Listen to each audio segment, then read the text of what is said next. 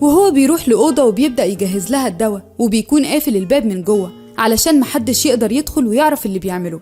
لكن بابا بيكسر الباب وبيدخل علشان يمنعه من إنه يورط نفسه في مشكلة مع الإمبراطورة، لأنه معتقد إنه مش هيعرف يركب لها الدواء، وبيزعقله ويقوله ما ينفعش يقول كلام هو مش قده لأن المرض اللي عندها ملوش دواء. لكن فارما بيرد عليه وبيفاجئه إنه فعلا يعرف الدواء كويس، وإن على عكس كلامه في علاج للمرض ده.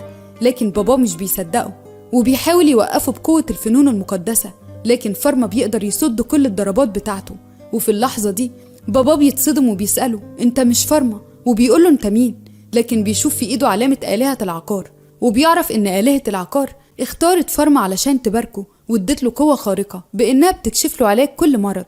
لكن برضه بيكون مصدوم من كل اللي بيحصل، وبيفتكر ان قبل كده فارما كان بيقدر يستخدم الفنون المقدسة في انه يظهر الماء، لكن ما كانش بيعرف يخفيها، وبيكون متفاجئ انه قدر يخفيها قدامه بكل سهولة. وبعدها بيقول لفارما انه لازم يركز علشان ينفذ الكلام اللي قاله.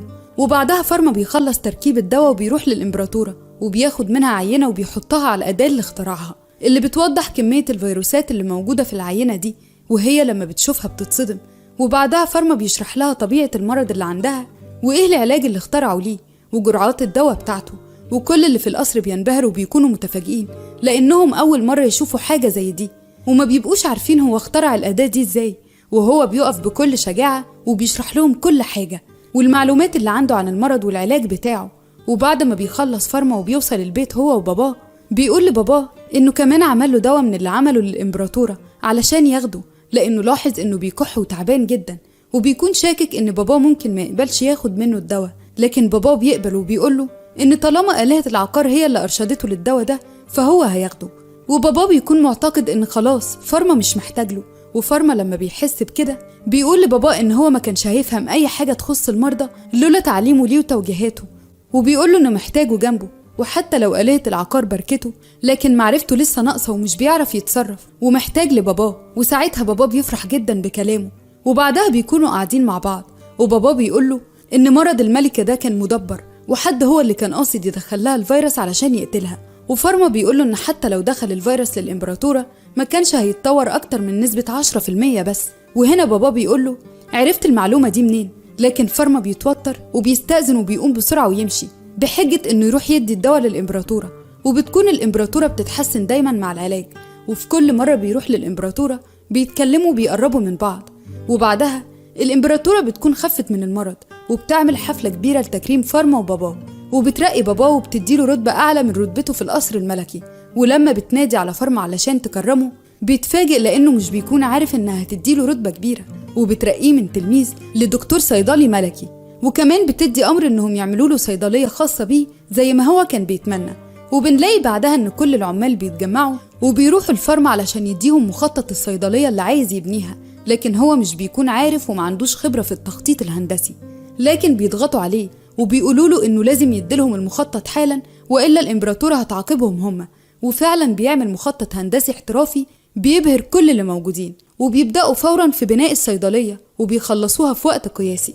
ولما بيسألوا رئيس العمال هتسميها ايه بيكون مش عارف وبيفكر مع نفسه بصوت عالي، وبيقول ان الصيدلية دي هتكون من العالم الموازي.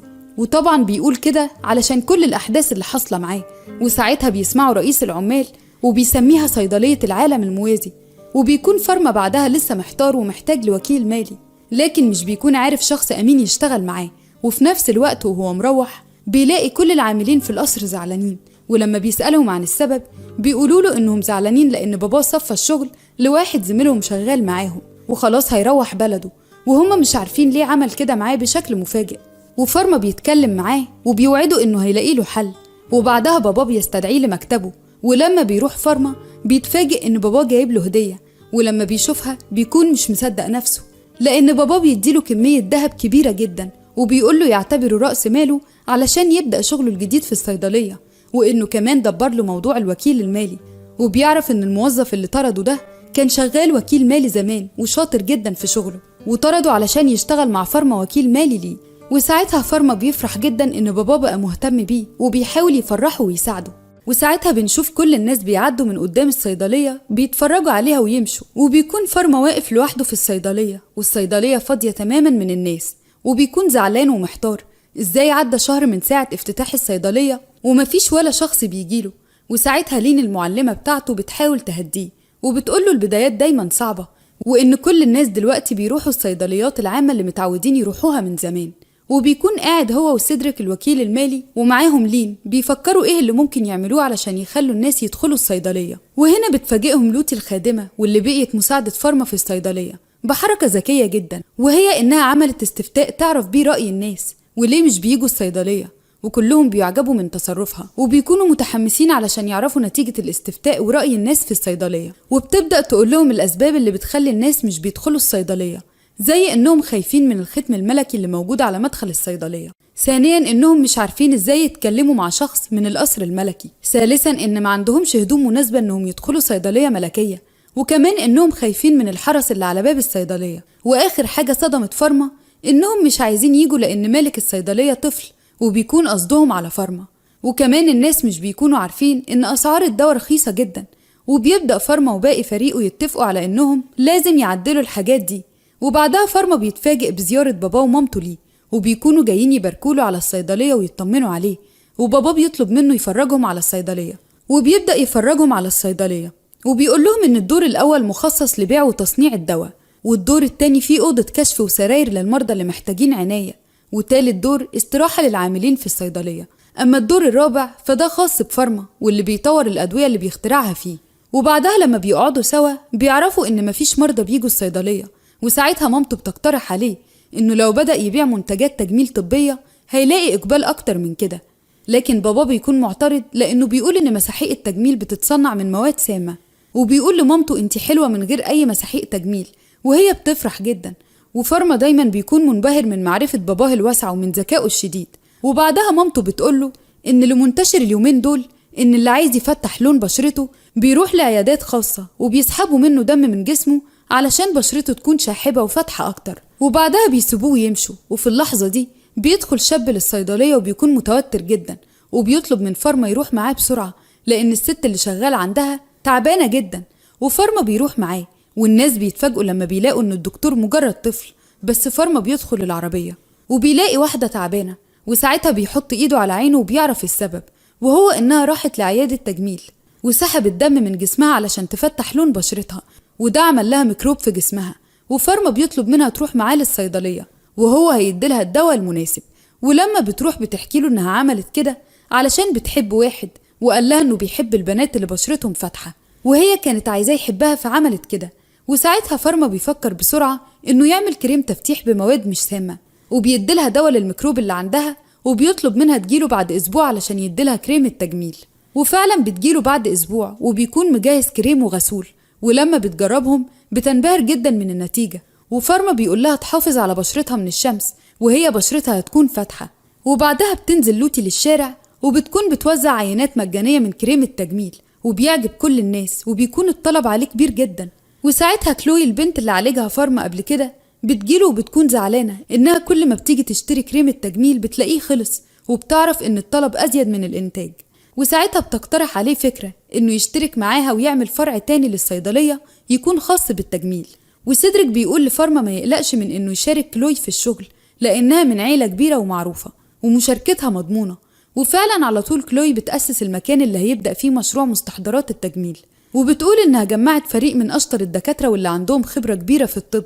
وفارما بيكون مستغرب إنها قدرت تجمع فريق شاطر بالشكل ده بسرعة، وبتقوله إن الدكاترة الستات دول انتهت عقود توظيفهم بسبب الولادة وإنهم عندهم أطفال، وإن محدش هيرضى يشغلهم تاني، علشان كده هي جمعتهم. وفارما بيتبسط من تصرفها وبيقول لها إنه كمان هيحاول ما يضغطش عليهم في الشغل، وتكون ليهم أجازات علشان يقدروا يتفرغوا للبيت بجانب الشغل. وهم بيفرحوا جدا من كلامه. ومن بعد اللي بيحصل ده لوتي بتعمل استفتاء تاني للناس، وكل الآراء بتتحول تماما المرة دي وبتكون كلها إيجابية. وساعتها فارما وكل الفريق بيفرحوا وبيحسوا بالنجاح. وبعدها بنشوف والد فارما بياخد عيلته زيارة لمكان ريفي اسمه مارسير، وهنا بنفهم إن باباه زارع أراضي زراعية كبيرة هناك بأعشاب طبية وبيصدرها للمدن المجاورة وعامل بيها تجارة كبيرة، وبيراجع الحسابات والأعمال مع الوكيل المالي الخاص بيه. وساعتها والد فارما بيلاحظ إن فارما لسه موجود، فبيقوله إنه ممكن يروح يتمشى عند البحر شوية. وفارما بيفرح جدا، ولما بيوصل هناك أخته بتستأذن منه تنزل البحر شوية لكن هو بيكون خايف عليها أحسن تغرق، فبتترجاه يوافق وبتنزل هي ولوتي ولين. وفي الوقت ده بيكون فارما قاعد حزين وبيعيط لأنه بيفتكر أخته لما كان البروفيسور ياكوتاني، وبيفتكر آخر مرة راحوا مصيف وهي كانت عايزة تلعب معاه، واتفقوا إنهم يلعبوا سوا في البحر لما تكبر شوية ويجوا بعد سنة للمصيف، وإنها ملحقتش تكمل السنة وماتت. وأثناء ما بيكون سرحان وبيفتكر كل اللي حصل بيسمع صوت أخته بلانش بتصرخ علشان حد ينقذها وبتكون بتغرق، ومن غير تفكير بيرمي نفسه في المية علشان ينقذها وبيقول أنا مش هفقد أختي في العالم ده كمان. لكن تيار البحر بيكون شديد جدا وهو مش بيقدر يوصل لأخته بسرعة وبتكون خلاص هتغرق، فبيستخدم الفنون المقدسة وبيبعد المية بشكل نهائي عن المكان اللي هم فيه، وبيلاقوا نفسهم في قاع البحر في منطقة جافة تماما. وساعتها لين ولوتي بيكونوا متفاجئين، ولين بتقوله انت عملت كده ازاي؟ فبيقول لها يمكن ده فن مقدس تاني بإني أقدر أزيل المواد زي ما بظهرها. لكن ساعتها لين بتقوله لا، مفيش فن في الفنون المقدسة ليه القدرة دي، فمش بيكون عارف يقول لها ايه. لكن هي بتقوله انه اتصرف بشجاعة وأنقذ أخته وإنها مبسوطة إنه عمل كده. وبعدها فارما بيكون قاعد في أوضته بيفكر في اللي حصل وإنه كان ممكن يأذي اللي حواليه بالحركة اللي عملها دي. وبعدها لوتي بتعتذر له إنها ما قدرتش تحمي أخته وتنقذها وإنها كانت مسؤوليتها، وهو بيقول لها بالعكس هي اتصرفت صح لأنها كانت ممكن تغرق لأنها ما بتعرفش تعوم، وهو زي ما بيخاف على أخته بيخاف عليها وبيعتبرها من العيلة. وهي بتتأثر بكلامه وبتشكره جدا وبتسيبه وتمشي. وبعدين بنشوف مجموعة من الكهنة واقفين بيتكلموا بإن في طفل من مدينة مارسير شاف شاب ملوش ظل بيمحي ماء البحر وكمان بدون ما يستخدم العصا المقدسة، وبيقولوا إنهم هيدوروا في المدن اللي حواليهم، ولو فعلا طلع الكلام ده حقيقي مش مجرد خيال لازم يتخلصوا من الشاب ده. وبعد ما بيرجع فارما من السفر بيلاحظ إن عدد زوار الصيدلية زاد جدا وبيكون مبسوط بالنجاح ده. وفجأة وهو واقف بيشوف 2 شكلهم غريب ولابسين عبايات بيضة واقفين بيراقبوه، وأول ما بيروح يكلمهم بيمشوا من غير ما يردوا عليه.